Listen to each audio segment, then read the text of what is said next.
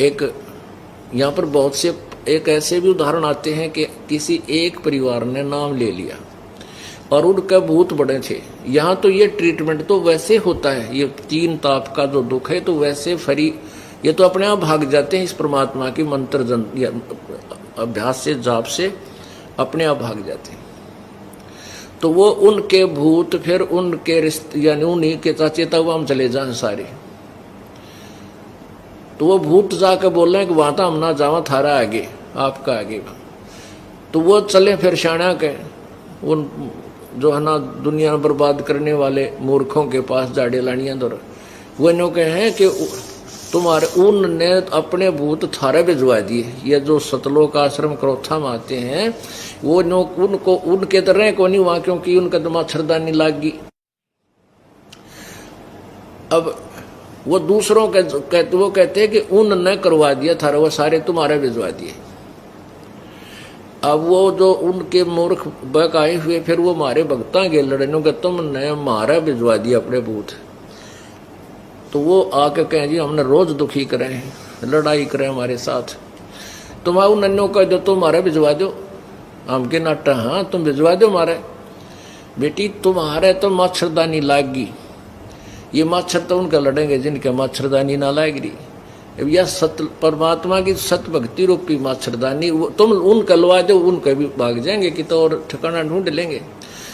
कहने का भाव यह है कि परमात्मा के पास ये देवी देवता भूत पितर जाकर हाथ जोड़ के खड़े हो गए। कबीर परमेश्वर के पास जब बनारस में रहा करते हैं, एक जुल्हे की भूमिका कर रहे थे, तब वो गुरु रूप में थे, परमात्मा सतगुरु रूप में थे। वो यही कहा करते कि ये भूत पूजा, पितर पूजा, देव पूजा कति त्याग दो। तुम्हारी गीता जी अध्याय नंबर 9 के श्लोक नंबर 25 में मना किया है कि भूत पूजेंगे भूत बनेंगे, पितर पूजेंगे पितर, देवताओं को पूजेंगे उनके नौकर वहीं जाकर उनके पास रह जाएंगे, और भगवान के पुजारी भगवान को मिलते हैं। तुम क्यों फिर ये डले ढो रहे हो? तो सभी जो भक्त थे वो परमात्मा के आदेश का पालन करके उन पितरों और भूतों की पूजा त्याग देते थे। और मंत्र के सामने ये परमात्मा का जो जाप दिया जाता है, ये भूत पितर प्रेत भाग जाते हैं कुछ दिनों में आप पे पट छित के। तो अब उनको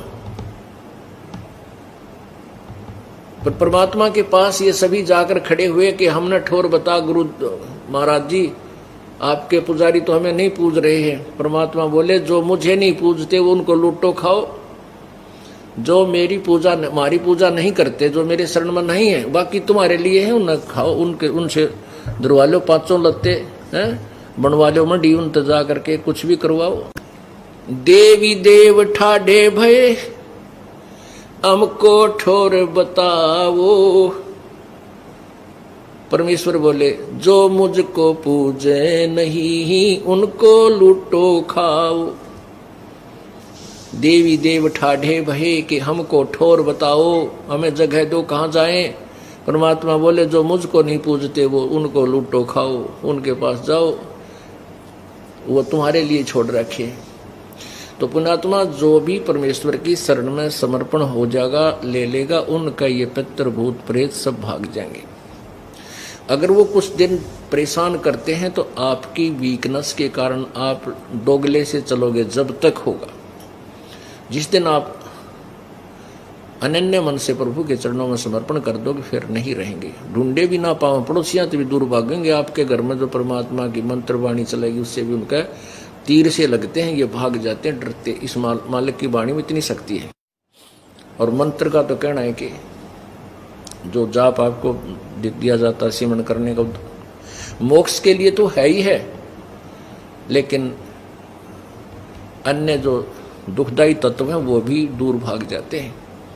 आपके ऊपर कभी भी कोई आपत्ति आवे, किसी भी प्रकार की कोई आकृति भयंकर, या अपने कोई स्वप्न में एक अपना नियम बनाओ, याद रखो इस बात को, उसी समय आप जो है ना श्वास का सिमरन, जो सत्य नाम है इसका सुमरण शुरू कर दो, तो उससे सिमरन करते ही वह सब भाग जाएंगे, निकट नहीं रहेगा, चाहे कितने भयंकर आपके ऊपर आपत्ति आ गई हो।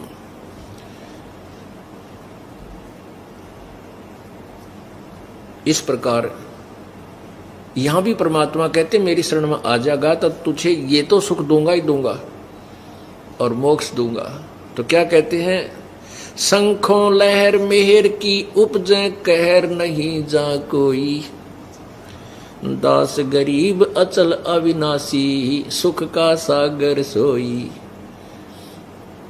तो उस सुख सागर यानी सतलोक में चलवा ना मृत्यु है, ना बुढ़ापा है, और न ही कोई रोग है, ना कोई कैंसर है, ना कोई एड्स है, ना कोई किसी प्रकार का और पेट में दर्द हो, ना कोई बीपी लो, ना हाई हो, ना कोई शुगर बने।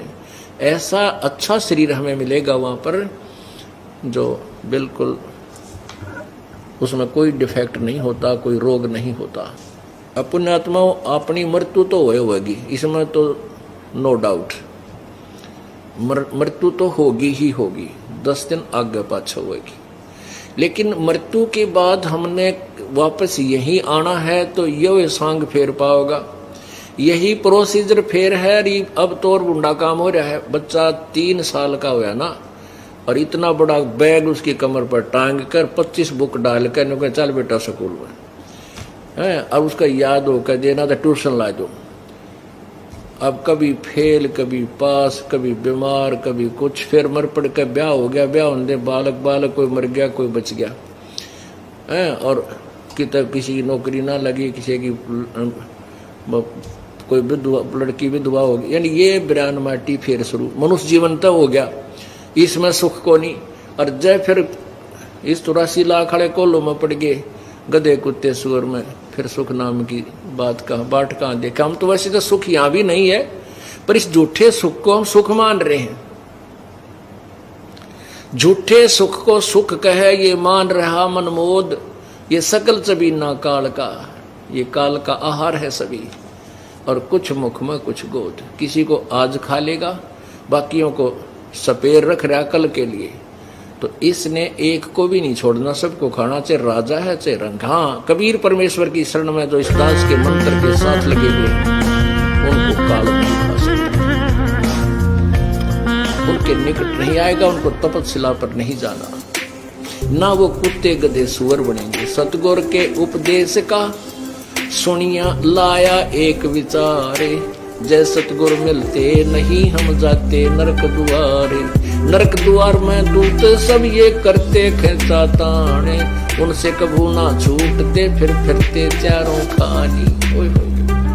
चार खानी में भरमते कभू ना लगते पारे, सो फेरा सब मिट गया हमारे सतगुर के उपकार।